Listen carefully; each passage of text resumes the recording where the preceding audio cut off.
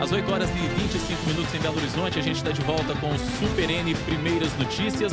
Os temporais que atingiram Belo Horizonte e a região metropolitana nos últimos dias causaram estragos e alagamentos e deixaram muita gente ilhada. Mas afinal, qual a providência deve ser tomada quando essas tempestades chegam? Para falar sobre isso, a gente vai conversar agora com o soldado Glauber Fraga, que é assessor de comunicação do Corpo de Bombeiros e está aqui ao vivo para conversar com a gente. Bom dia, soldado, bem-vindo. Bom dia, Rodrigo. Bom dia, ouvintes da Rádio Super. Bom, soldado, para começar, essas chuvas tão fortes, esses temporais, têm surpreendido as pessoas. A gente conversava aqui fora do ar, que a gente sai de casa de manhã, tá o sol brilhando, na hora do almoço cai um temporal, a coisa muda de figura assim, de repente, quase que num piscar de olhos. Para quem sai, muitas vezes até desprevenido, não esperando que isso vai acontecer, de maneira geral, quais são as principais orientações que o Corpo de Bombeiros dá? Olha, o principal problema dessas chuvas dos últimos tempos, desde dezembro está chovendo bastante, né?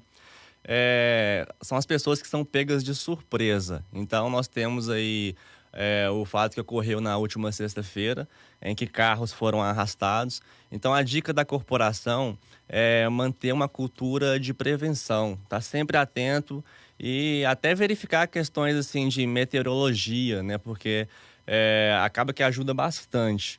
Então, quando a gente fala de, por exemplo, alagamento, inundação, que foi o que ficou marcado para a gente, o condutor de veículos e também o pedestre, ele tem que ficar bastante cuidadoso com essas questões.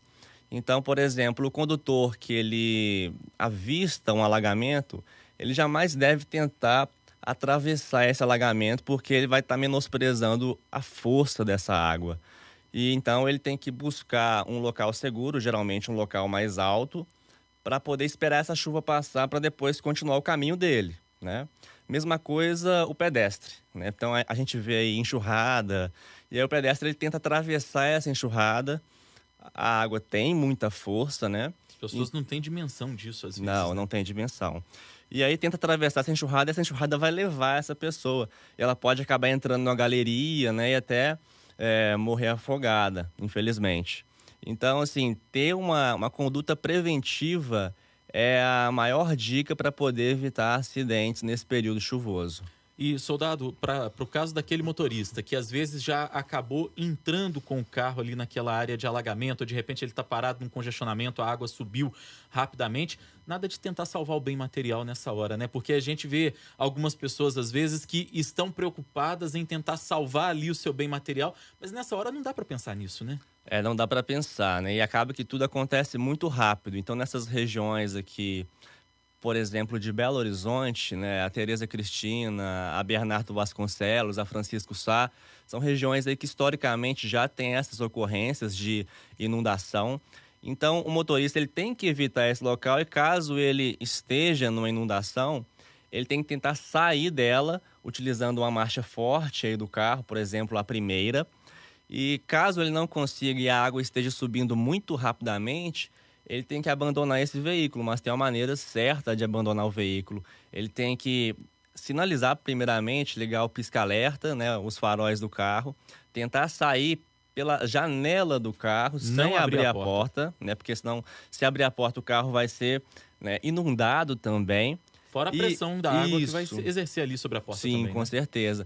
Então ele vai ter que tentar se posicionar acima do carro, no teto do carro, porque ali ele vai ficar mais visível para as equipes de emergência realizar esse salvamento, né? Então, sinalizar e geralmente o Corpo de Bombeiros ele tem trabalhado aí com planejamento. Então, se choveu, as equipes da corporação se posicionam em locais estratégicos para quando a água subir e se vier a acontecer um chamado, esse salvamento vai acontecer quase que de forma instantânea. Essa é uma postura nova do Corpo de Bombeiros, soldado, diante desses últimos fatos que a gente teve em Belo Horizonte, como o senhor disse agora há pouco mesmo, nesses corredores já conhecidos, Tereza Cristina, a Bernardo Vasconcelos, a Avenida Francisco Sá, ali na região do Prado. Foi uma postura que foi adotada de agora, já quando o Corpo de Bombeiros visualiza aquela possibilidade de tempestade, já vai para esses pontos? Olha, já era uma postura que acontecia anteriormente e que está sendo maximizada aí nos últimos anos, principalmente aí em 2018. Então, os resultados são bastante positivos. A gente, nesse período aí de dezembro até março, não tem nenhuma vítima fatal, então as ocorrências elas acontecem, os salvamentos eles são realizados, mas aí o final é feliz, né? Graças a Deus. Pois é, e soldado, a gente fala também de córregos em Belo Horizonte que às vezes não são canalizados, como é o caso da Tereza Cristina, da Bernardo Vasconcelos, mas que muitas vezes córregos ou ribeirões, acabam causando alguns problemas. Eu pego como exemplo ali na região norte de Belo Horizonte o córrego do Onça, que passa muito próximo ali de algumas ruas do bairro Ribeiro de Abreu e está muito próximo de algumas casas, de alguns comércios e etc. E aí eu pergunto para o senhor, no momento em que essa água começa a subir, às vezes a pessoa está ali desesperada porque está dentro de casa, está vendo aquela água se aproximando. Qual é a postura que essa pessoa deve ter quando está notando que alguma tragédia está para acontecer? Olha, primeiramente, a postura tem que ser de calma e tranquilidade, porque o nervosismo só atrapalha nesses momentos. E aí, se esse morador perceber que a água está subindo muito rapidamente, ele tem que sair de casa de forma rápida, né? Mas não esquecendo da calma. E não tem que preocupar com o bem material, né? Então, tirar todo mundo, buscar uma região segura, fazer contato aí com o Corpo de Bombeiros, com a Defesa Civil e prezar pela vida mesmo, né? Então, se possível, né? Talvez ele volte e consiga buscar esses bens materiais após a chuva, mas aí prezar sempre pela vida. Quem tem um segundo andar, um segundo piso em casa, uma alternativa é subir para esse segundo piso ou pode ser arriscado também?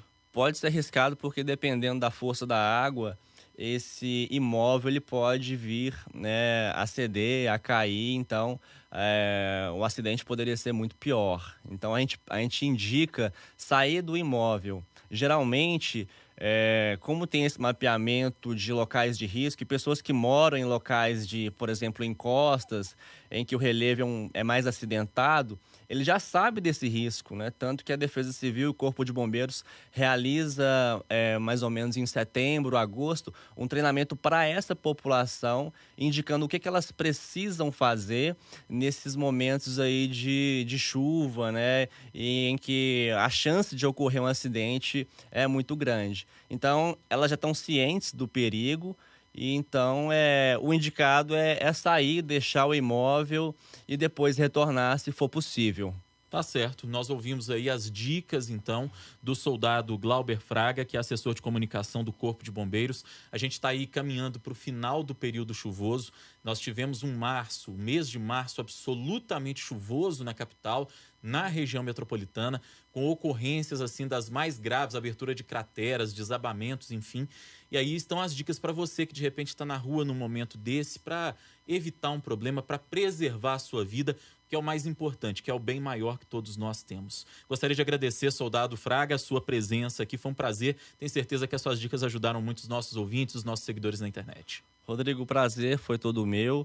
E lembrando aí para os ouvintes, se precisar, faça contato com o 93, Corpo de Bombeiros, o amigo certo nas horas incertas. Um abraço.